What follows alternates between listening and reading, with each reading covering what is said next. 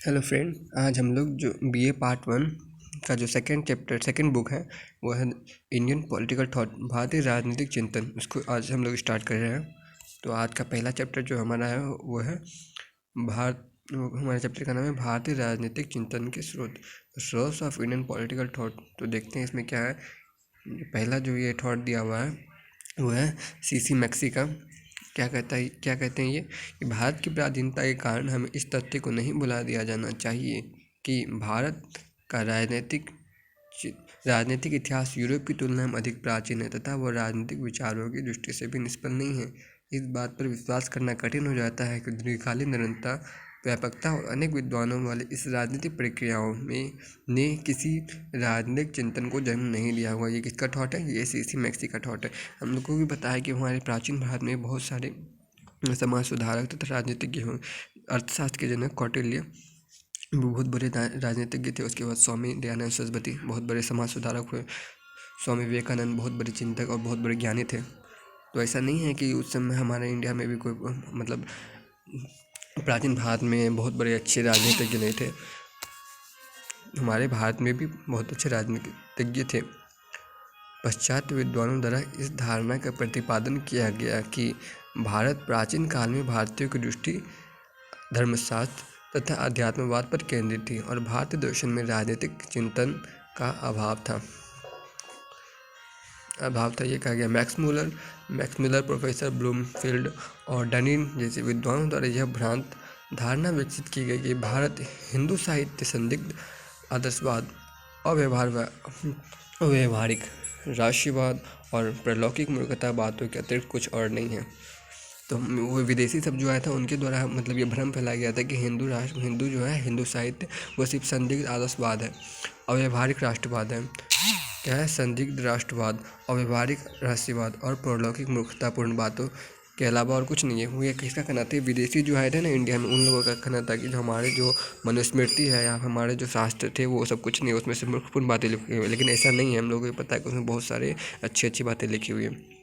तो आगे देखते हैं। इस संपूर्ण भ्रमपूर्ण विचार के सबसे अधिक अंग्रेज उपनिवेशिक शासक जिम्मेदार हैं। देखिए, अंग्रेज आए थे, उनको यहाँ पे भ्रम फैलाना था, यहाँ पे शासन करना था, इसलिए वो लोग ऐसा बोलते थे। जो यहाँ पे इंडिया जो है वहाँ पे बहुत प्रकार के धार्मिक लोग रहते हैं। तो अगर जैसे हिंदू धर्म की बात मतलब दूसरे लोगों को बोला जाए, दूसरे धर्म के लोग, कि हिंदू धर्म के ग्रंथ में ऐसा लिखा है जो कुछ भी नहीं है, तो उन लोगों को भी लगता था कि हाँ चलो वो उसका धर्म गलत है, यानी वो लोग गलत है। तो ऐसा फैलाया गया, जानबूझ कर किया गया, क्योंकि फूट डालो और शासन करो की नीति उन लोगों ने अपनाया था। तो बस उन लोगों का यही एक मकसद था कि हमको फूट डालना है और राज करना है। इसलिए उन्होंने हमारे जो प्राचीन धर्म ग्रंथ है या फिर कोई भी शासन नीति सब जैसे मनुस्मृति हुए, उनकी बातों को उन लोगों ने गलत बताया। ठीक है। इस भ्रमपूर्ण विचार के लिए सबसे अधिक अंग्रेज औपनिवेशिक शासक जिम्मेदार हैं। भारत के शासकों के रूप में वे भारत को किसी प्रकार के मौलिक राजनीतिक विचारों का श्रेय देने के लिए तैयार नहीं थे। वही जो मैंने आपको बताया कि भारत के शासक के रूप में, यानी भारत में वो शासन करना चाहते के रूप में वे भारत को किसी प्रकार के मौलिक राजनीतिक विचारों का श्रेय देना नहीं चाहते थे। वो कुछ भी ऐसा नहीं चाहते कि इंडिया में कुछ हुआ है ऐसा, वो कुछ भी नहीं बताना चाहते थे इस तथ्य को। ठीक है, तैयार नहीं थे। इसी तथ्य को स्वीकार करते हुए स्वयं मैक्सी ने लिखा है, पाश्चात्य व्याख्याकारों के हाथों यदि किन्हीं पूर्वी देशों के राजनीतिक विचारों के साथ सर्वाधिक यानी ज़्यादा से ज़्यादा दुर्व्यवहार हुआ है तो वह प्राचीन हिंदू ग्रंथ, हिंदू राजनीतिक विचारों के साथ। समझे ना? यानी पश्चात बाद के व्याख्याकार, बाद के जो व्याख्या करने वाले हुए, जो बताने वाले हुए, लिखने वाले हुए, उन लोगों ने अगर सबसे ज़्यादा किसी के साथ दुर्व्यवहार किया है तो वह हिंदू राजनीतिक विचार धारा के साथ। हिंदू राजनीतिक संस्थाओं और विचारों के संबंध में हमारा ज्ञान ऐसे स्रोतों से प्राप्त हुआ जो किसी दशा में भारतीय जीवन और चरित्र के राजनीतिक पहलुओं पर निष्पक्ष विचार नहीं रख सके। भारतवासियों का जीवन को इस प्रकार दिखाया गया कि वे अंतर्निहित रूप से राजनीतिक उत्तरदायित्व के सर्वथा अयोग्य हैं। भारत लोगों को ऐसे मतलब बताया जाता था कि जैसे कि वो राजनीति के काबिल ही नहीं है, वो राजपाट चलाने के काबिल ही नहीं है। और ऐसा कर वो लोग जो है भारतीयों को राजनीति में हिस्सा लेने देते थे। उन लोगों का कहना था कि भारतीय लोग राजनीति नहीं जानते और वे राजनीति में हिस्सा नहीं ले सकते, इसलिए उसको किसी भी सरकारी पद पर, राजनीतिक पद पर नहीं दिया जाता था। इसका कारण ये था कि अगर वो लोग तो इंडिया का भी मतलब प्रोग्रेस होता, लेकिन वो लोग ऐसा नहीं चाहता था कि इंडिया का कोई भी लोग आगे बढ़े। तो इसी कारण उन लोगों ने इस सब चीज़ों को गलत बताया। अज्ञानवश या जानबूझकर भारतीय विचारों का या राजनीतिक दार्शनिक की उपेक्षा की गई। जानबूझकर क्या मतलब, जानबूझकर तो नहीं है ना। अज्ञानवश, ज्ञानी तो वो लोग थे, ये मूर्ख तो नहीं थे। जानबूझकर ही हमारे भारतीय विचारों का दर्शनों की उपेक्षा की गई है, जो सही बात है। एवं ठीक है, भारतीय राजनीतिक उपेक्षा की गई। प्लेटो प्लेटो सॉरी एक मिनट प्लूटो एवं अरस्तु से शताब्दियों पूर्व भारत में राजनीतिक पर पर्याप्त लिखा जा चुका था। भारतीय राजनीतिक दर्शन का इतिहास उतना ही पुराना है जितना कि यहाँ की सभ्यता, संस्कृति और धर्म। यानी कि भारतीय राजनीति का इतिहास उतना ही पुराना है जितना कि यहाँ धर्म में। जैसे सनातन धर्म, विश्व का सबसे पुराना धर्म सनातन धर्म, यहाँ की संस्कृति, भारत की संस्कृति सबसे पुरानी है, तो यहाँ की राजनीति भी सबसे पुरानी है, ये कहना है। ठीक है। वैदिक साहित्य दर्शन का वैदिक साहित्य जगह जगह पर ऐसा वृत्तांत आता है जिसे देखने से तत्कालीन राजनीतिक विचारों एवं व्याख्या का ध्येय बहुत परिचय प्राप्त होता है। ऋग्वेद में कुछ लोग राजशास्त्र के विषय पर प्रकाश डालते। अथर्ववेद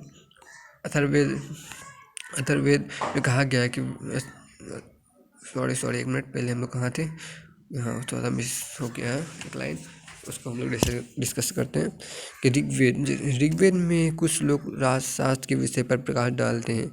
अथर्ववेद राजनीति से संबंधित अनेक श्लोक हैं। अरस्तु के समकालीन कौटिल्य, जिसे व्यवहारिक राजनीति का पिता कहा जाता है, वे विचार इस बात के साक्षी हैं कि ज्ञान विज्ञान के क्षेत्र में भारत किसी से भी पीछे नहीं है। आपको पता है कि जो कौटिल्य है वो कितने बड़े राजनीतिज्ञ थे। उसके बाद स्वामी विवेकानंद विश्व विख्यात ज्ञानी थे। स्वामी दयानंद सरस्वती सब बहुत बड़े समाज सुधारक थे। ये सब हमारे प्राचीन भारत के, ये स्वामी दयानंद सरस्वती वगैरह सब संबंधित हैं। भारतीय राजनीतिक दर्शन के संबंधित प्राचीन ग्रंथ, थोड़े ब्रश का करते पता नहीं चल पाता है कि हम लोग कहाँ थे। हाँ, तो जैसे कि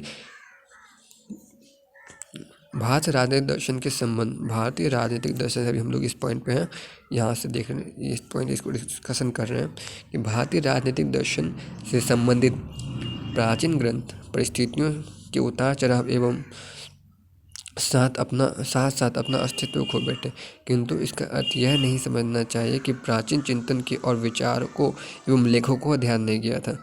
इस संबंध में गहरे, चलिए नेक्स्ट पेज में इसको डिस्कस करते हैं। नेक्स्ट पेज, अगला पेज हमारे पास, इसको इसमें डिस्कस करते हैं। इसको वो दिख नहीं रहा था उधर बढ़िया से। हाँ, इसको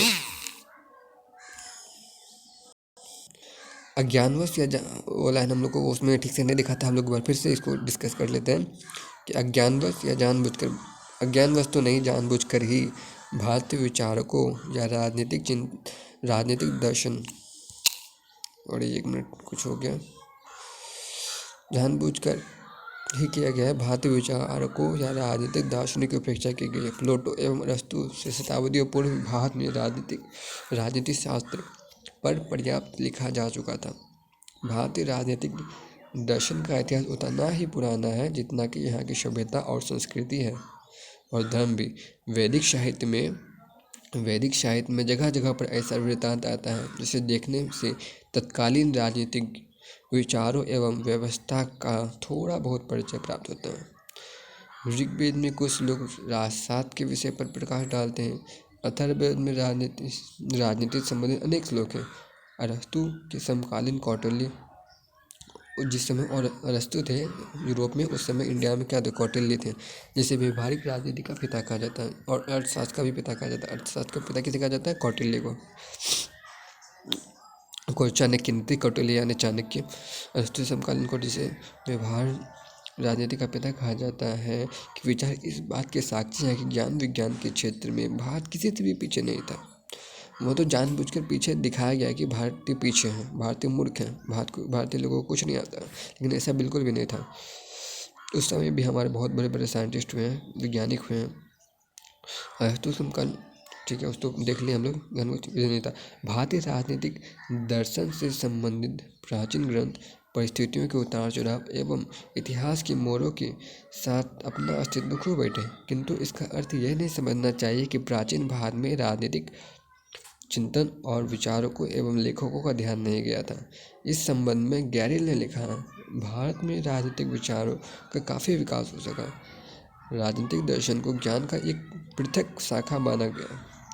उसका वृत्तांत साहित्य है और उसकी रचयिता राजशास्त्र को सबसे महत्वपूर्ण शास्त्र मानते हैं।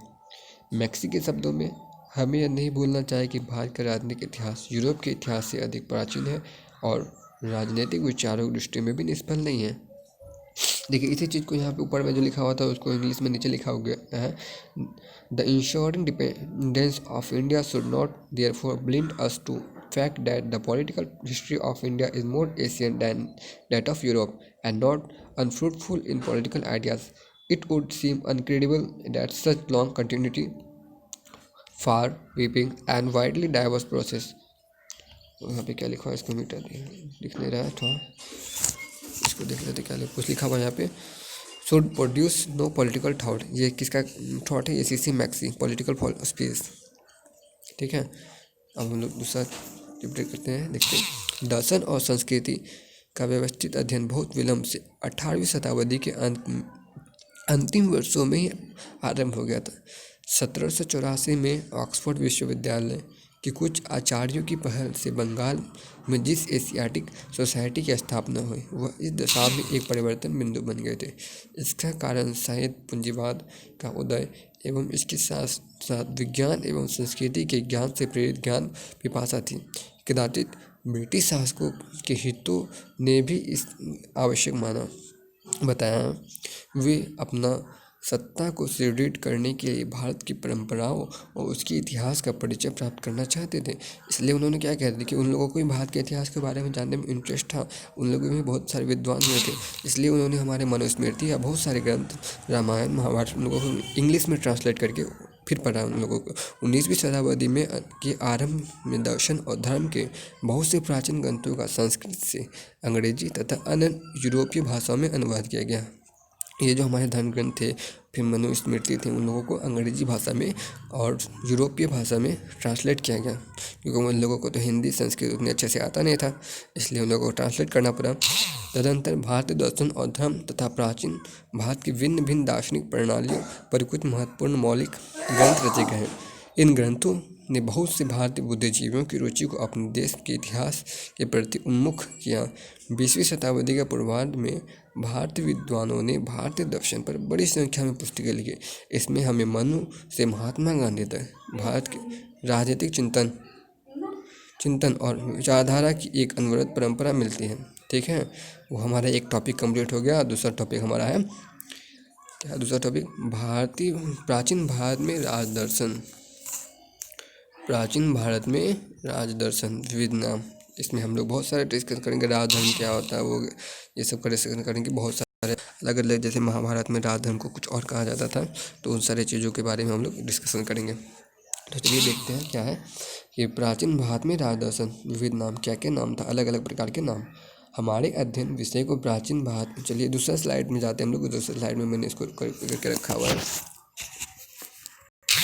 तो देखिए हम लोग इसको देखते हैं कि बहुत ये हो गया। हमारे अध्ययन विषय, यहाँ से हम लोग स्टार्ट कर रहे हैं। हमारे अध्ययन विषय को प्राचीन भारत में कई नामों से पुकारा गया है।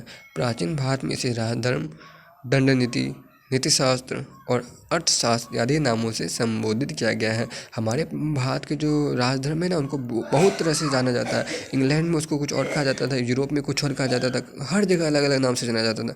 हमारे वही चीज़ इसमें पढ़ना है हम लोगों को। हमारे अध्ययन विषय को प्राचीन भारत में कई नामों से पुकारा गया है। वो क्या क्या है, वो है राजधर्म, दंड नीति, नीतिशास्त्र और अर्थशास्त्र आदि नामों से संबोधित किया गया है। राजधर्म, पहला पॉइंट है हमारा राजधर्म। उसके हम लोग डिस्कशन कर रहे हैं। राजधर्म क्या है? राजधर्म महाभारत के शांति पर्व में इसे राजधर्म कहा गया। प्राचीन भारत में राजधर्म राजतंत्र ही सबसे अधिक प्रचलित था। अतः राज्य और शासन के अध्ययन को राजा का धर्म कहा जाता था।